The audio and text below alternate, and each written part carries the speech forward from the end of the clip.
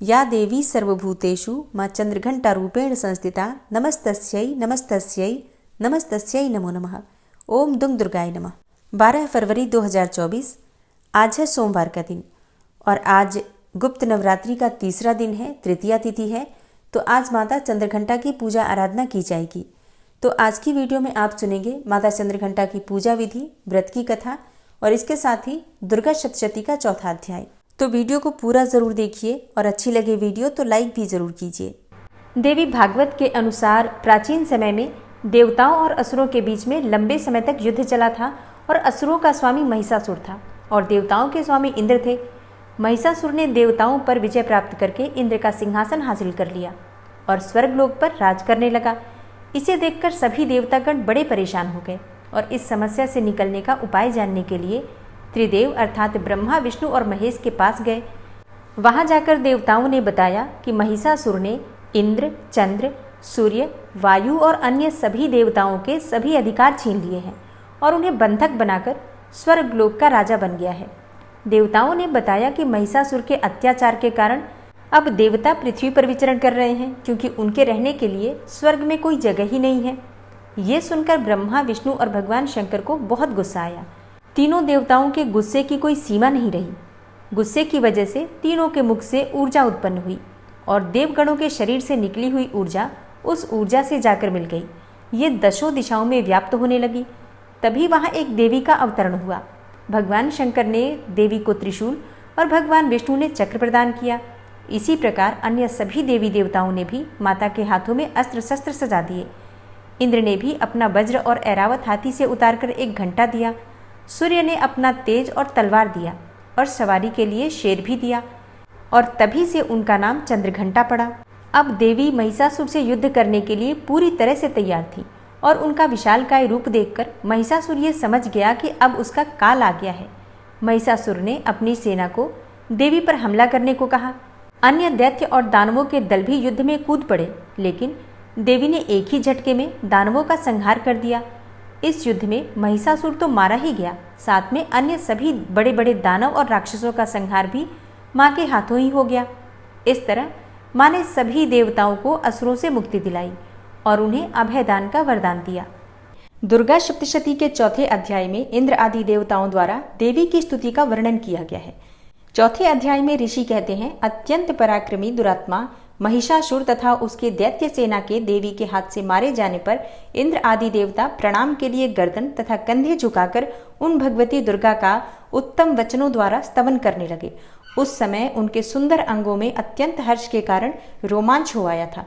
देवता बोले, संपूर्ण देवताओं की शक्ति का समुदाय ही जिसका स्वरूप है तथा जिन देवी ने अपनी शक्ति से संपूर्ण जगत को व्याप्त कर रखा है, समस्त देवताओं और महर्षियों की पूजनीय उन जगदम्बा को हम भक्तिपूर्वक नमस्कार करते हैं।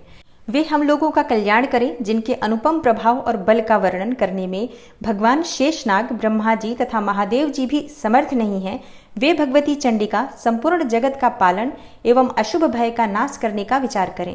जो पुण्यात्माओं के घरों में स्वयं ही लक्ष्मी रूप से, पापियों के यहाँ दरिद्रता रूप से, शुद्ध अंतःकरण वाले पुरुषों के हृदय में बुद्धि रूप से, सत्पुरुषों में श्रद्धा रूप से तथा कुलीन मनुष्यों में लज्जा रूप से निवास करती हैं, उन आप भगवती दुर्गा को हम नमस्कार करते हैं।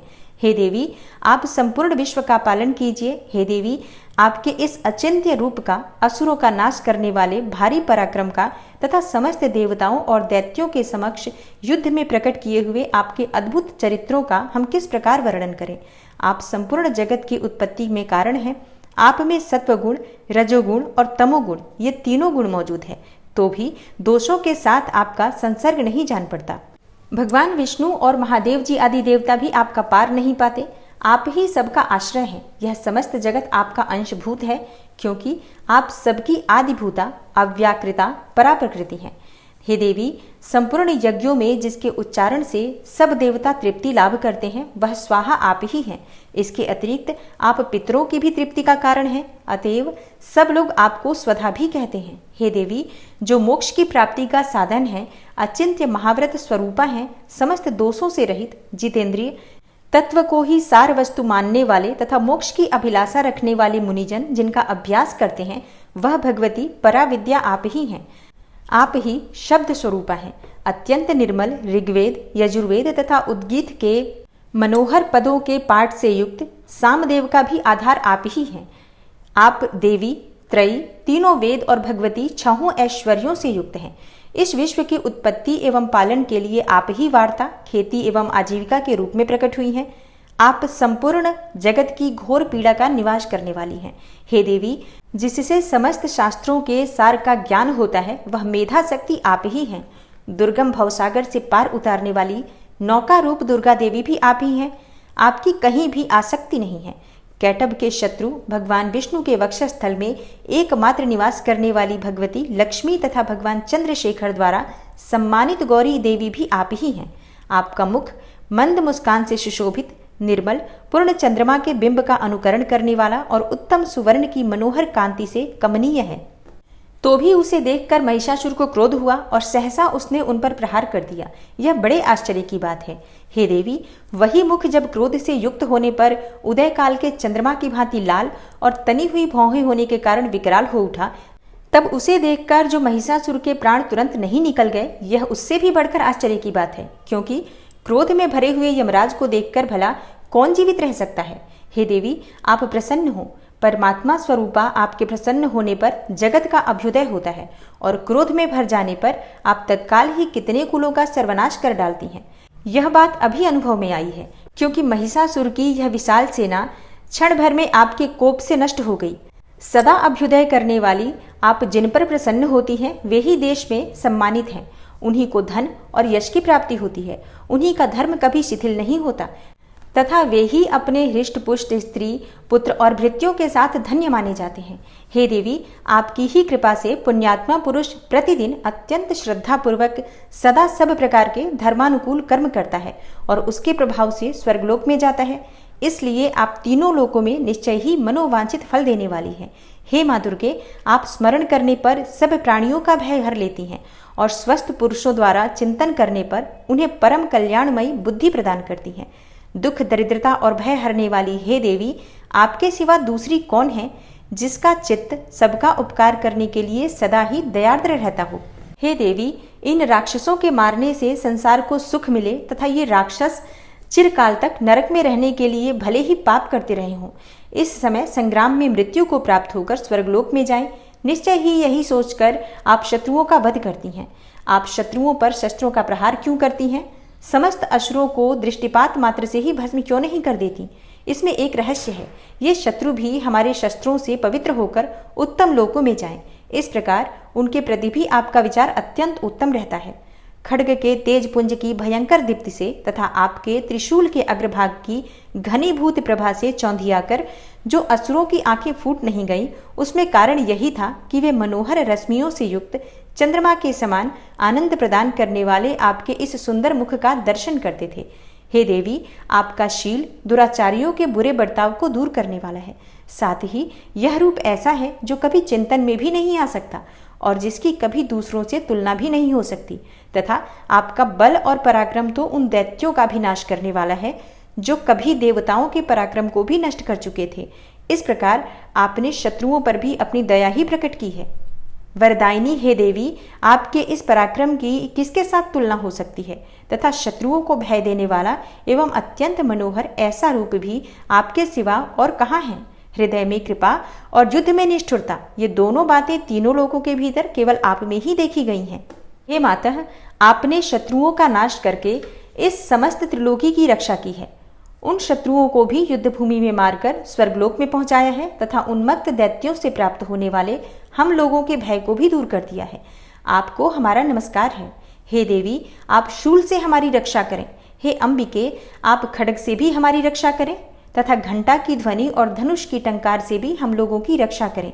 हे चंडिके, पूर्व, पश्चिम और दक्षिण दिशा में आप हमारी रक्षा करें तथा हे ईश्वरी, अपने त्रिशूल को घुमाकर आप उत्तर दिशा में भी हमारी रक्षा करें। तीनों लोकों में आपके जो परम सुंदर एवं अत्यंत भयंकर रूप विचरते हैं, उनके द्वारा भी आप हमारी तथा इस भूलोक की रक्षा करें। हे अंबिके, आपके कर पल्लवों में शोभा पाने वाले खड्ग, शूल और गदा आदि जो जो अस्त्र हों, उन सबके द्वारा आप सब ओर से हम लोगों की रक्षा करें।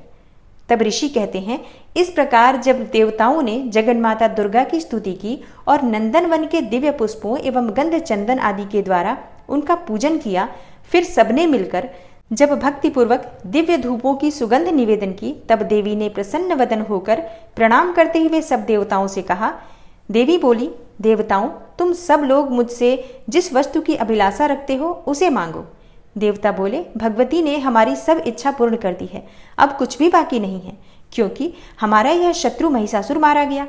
हे महेश्वरी, इतने पर भी यदि आप हमें और वर देना चाहती हैं तो हम जब जब आपका स्मरण करें तब तब आप दर्शन देकर हम लोगों के महान संकट दूर कर दिया करें, तथा प्रसन्नमुखी अंबिके, जो मनुष्य इन स्तोत्रों द्वारा आपकी स्तुति करे उसे वित्त, समृद्धि और वैभव देने के साथ ही उसकी धन और स्त्री आदि संपत्ति को भी बढ़ाने के लिए आप सदा हम पर प्रसन्न रहें। ऋषि कहते हैं, हे राजन, देवताओं ने जब अपने तथा जगत के कल्याण के लिए भद्रकाली देवी को इस प्रकार प्रसन्न किया, तब वे तथास्तु कहकर वहीं अंतर्ध्यान हो गई। हे भूपाल, इस प्रकार पूर्व काल में तीनों लोकों का हित चाहने वाली देवी जिस प्रकार देवताओं के शरीरों से प्रकट हुई थी, वह सब कथा मैंने कह सुनाई। अब पुनः देवताओं का उपकार करने वाली वे देवी दुष्ट दैत्यों तथा शुंभ निशुंभ का वध करने एवं सब लोगों की रक्षा करने के लिए गौरी देवी के शरीर से जिस प्रकार प्रकट हुई थी, वह सब प्रसंग मेरे मुंह से सुनो, मैं उसका तुमसे यथावत वर्णन करता हूँ। ओम नमः चंडिकायै। इस प्रकार श्री मार्कंडेय पुराण में सावर्णिक मनवंतर की कथा के अंतर्गत देवी महात्म्य में सक्रादि स्तुति नामक चौथा अध्याय पूरा हुआ। और अब आप सुनेंगे माँ चंद्रघंटा की आरती। ओम जय चंद्रघंटा माता मैया, जय चंद्रघंटा माता, सर्व जगत की स्वामिनी, कृपा सदा करना मैया, जय चंद्रघंटा माता। अर्ध चंद्र माथे पर रूप अति सुंदर मैया, रूप अति सुंदर, घर घर तुम्हारी पूजा पूजत सब नारी नर मैया, जय चंद्रघंटा माँ। नवरात्रों में तीसरी माँ का ध्यान करो, माँ की ममता पाओ, माँ की जय जयकार करो।